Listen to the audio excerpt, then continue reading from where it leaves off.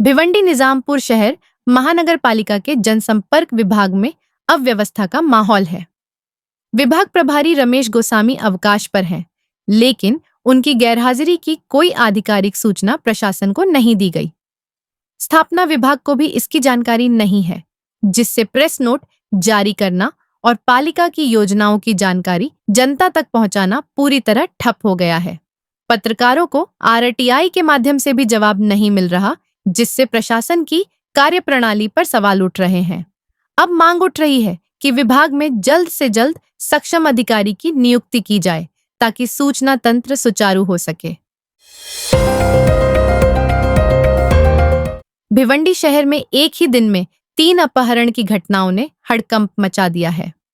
नवी गलीम नगर में स्कूल जाती नाबालिग लड़की, निजामपुर क्षेत्र में घर के बाहर खेलता 6 वर्षीय बच्चा और भोईवाड़ा में 16 साल की किशोरी लापता हो गई।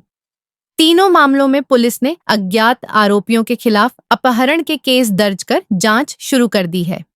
लगातार हो रही इन वारदातों से शहर में दहशत का माहौल है और पुलिस ने अपहरणकर्ताओं को पकड़ने के लिए विशेष टीमें तैनात कर दी हैं।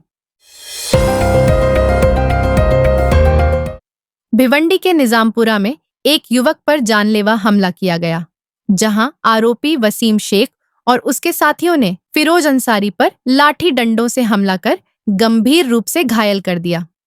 दूसरी ओर नारपोली क्षेत्र में जमीन विवाद को लेकर 2 गुटों में जमकर मारपीट हुई, जिसमें एक व्यक्ति घायल हो गया। पुलिस ने दोनों घटनाओं में मामला दर्ज कर जांच शुरू कर दी है, जबकि बढ़ती हिंसक घटनाओं से इलाके में तनाव का माहौल है। भिवंडी में चोरी की घटनाएं लगातार बढ़ रही हैं। जिगर गैलेक्सी निवासी डॉलाबाई की एक्टिवा स्कूटी सिटी प्लाजा के पास से चोरी हो गई। वहीं मनोहर पार्क के पास बाबा साहेब निकम का कीमती मोबाइल 2 बाइक सवार युवकों ने छीन लिया।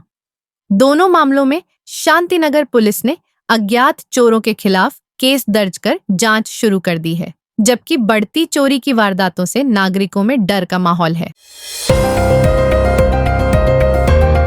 भिवंडी में उत्तर भारतीय समाज सेवा संस्था द्वारा 1 मई को महाराष्ट्र दिवस और मजदूर दिवस के अवसर पर एक निःशुल्क मेगा चिकित्सा व मुफ्त दवा वितरण शिविर का आयोजन किया जाएगा।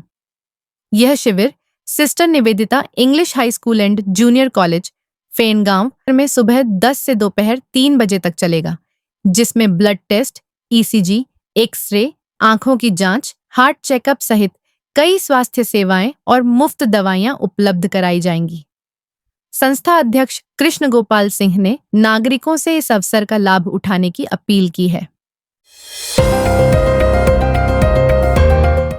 पहलगाम आतंकी हमले में मारे गए महाराष्ट्र के नागरिकों के परिजनों को राज्य सरकार देगी 50 लाख रुपए की आर्थिक मदद। मुख्यमंत्री देवेंद्र फडणवीस ने कैबिनेट मीटिंग में लिया फैसला। जिन परिवारों में रोजगार की जरूरत होगी, उन्हें दी जाएगी सरकारी नौकरी। मुख्यमंत्री ने कहा, राज्य सरकार उठाएगी बच्चों की पढ़ाई और रोजगार की पूरी जिम्मेदारी। जगदाले परिवार की बेटी को सरकारी नौकरी देने का निर्णय पहले ही लिया जा चुका है। भिवंडी के विधायक रईस शेख ने परिवहन मंत्री प्रताप सरनाइक से भिवंडी से छत्रपति संभाजी नगर तक समृद्धि महामार्ग के जरिए ऐसी शिवनेरी बस सेवा शुरू करने की मांग की है। शेख का कहना है कि इस रूट पर बस शुरू होने से यात्रियों और छात्रों का समय बचेगा और एमएसआरटीसी की आय में भी इजाफा होगा। उन्होंने कहा कि नागरिकों की सहूलियत के लिए ये सेवा बेहद जरूरी है। भिवंडी शहर में 3 इलाकों से पुलिस ने 5 बांग्लादेशी नागरिकों को गिरफ्तार किया है, जो फर्जी दस्तावेजों के सहारे अवैध रूप से रह रहे थे। शांतिनगर, कोनगांव और नारपोली पुलिस ने अलग अलग जगहों से आरोपियों को पकड़ा, जो मजदूरी और सफाई जैसे काम कर रहे थे। पुलिस ने फर्जी आधार, पैन कार्ड और मोबाइल भी जब्त किए हैं। सभी के खिलाफ विदेशी नागरिक अधिनियम और आईपीसी की धाराओं में केस दर्ज कर कोर्ट में पेश किया गया। पुलिस अब जांच कर रही है कि इन्हें फर्जी कागज किसने दिए और क्या ये किसी घुसपैठ रैकेट से जुड़े हैं। भिवंडी निजामपुर शहर में खंडूपाड़ा रोड पर बने 4 अवैध लोहे के गोदामों पर मनपा ने कार्रवाई की। मिज़वाइबाई, शुजाउद्दीन, नईमा और मुकर्ररुद्दीन अंसारी द्वारा बिना अनुमति बनाए गए इन ढांचों को मुंबई हाईकोर्ट के आदेश पर बुलडोजर से गिराया गया। गोदामों में पोटा रूम और व्यावसायिक गतिविधियां चल रही थीं। मनपा ने चेतावनी दी है कि आगे भी अवैध निर्माण पर सख्त कार्रवाई जारी रहेगी। ठाणे एंटी करप्शन ब्यूरो ने 2 सरकारी अफसरों पर घूसखोरी के केस दर्ज किए हैं।